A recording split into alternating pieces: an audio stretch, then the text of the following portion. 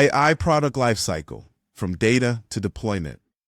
When we talk about the AI product lifecycle, think of it like taking an idea and guiding it all the way from a raw sketch to a finished product that people rely on every day.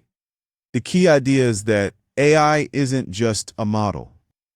It's a long-running journey that starts with gathering data, moves through training, and eventually becomes a live system that needs care and attention. A helpful way to picture this is like managing a living workspace. You set it up, you build something meaningful inside it, and you keep returning to make sure everything still works.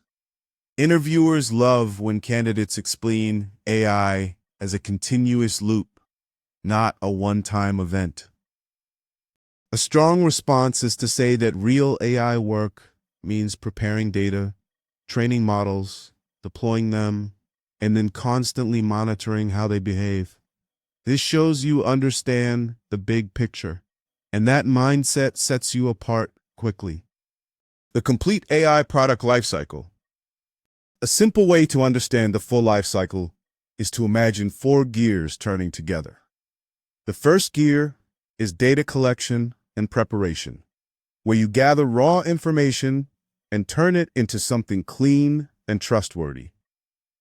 The second gear is model training, where that curated data becomes the teacher and the model becomes the student.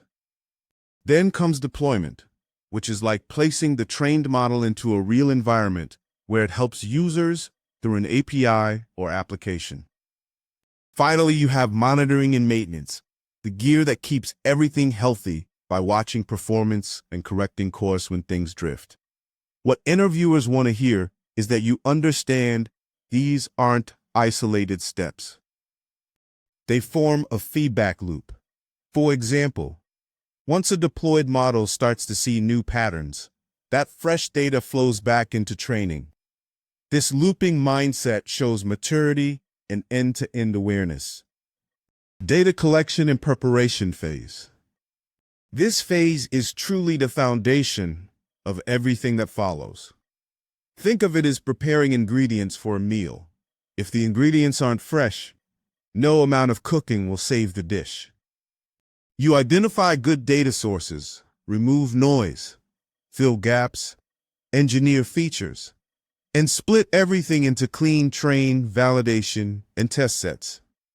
Here's the part most learners miss. This work often takes 80% of the project because you're shaping the raw world into something a model can actually understand. In interviews, a strong answer is that better data almost always beats a more complex model. A practical example is fraud detection. Simply balancing positive and negative samples can lift accuracy more than switching to a more advanced algorithm. And don't worry if this stage feels heavy.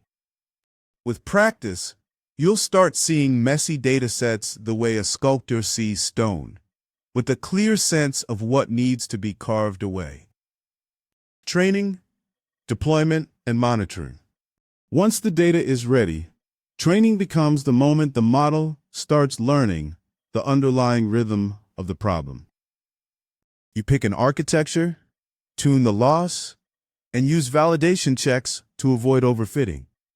Almost like tuning a guitar string until the note lands perfectly. Deployment then brings engineering discipline into the picture. You package the model, expose it through an API, and set up cloud infrastructure so it can handle real traffic without breaking. Now comes continuous monitoring, which works like a dashboard that shows the model's heartbeat, accuracy, latency, resource usage, and signs of concept drift. Interviewers often ask how you respond when drift appears.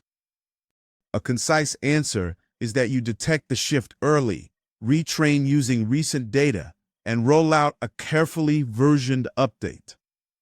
This shows you understand that AI systems must evolve just as the world around them evolves. Common interview follow-ups. Many interviews end by testing whether you understand the real-life issues that appear once a model is deployed. Data drift is usually the first. It's when the data your model sees starts changing, like a weather map slowly going out of date, causing accuracy to fade. Next is model versioning, which means tracking every experiment, storing each model, and keeping rollback options so you never lose control. Then come production metrics. Teams care about more than accuracy. They look at latency, throughput, cost per prediction, and even user satisfaction. Finally, there's retraining. You do it when performance drops, when distributions shift, when new data arrives, or simply on a scheduled cycle.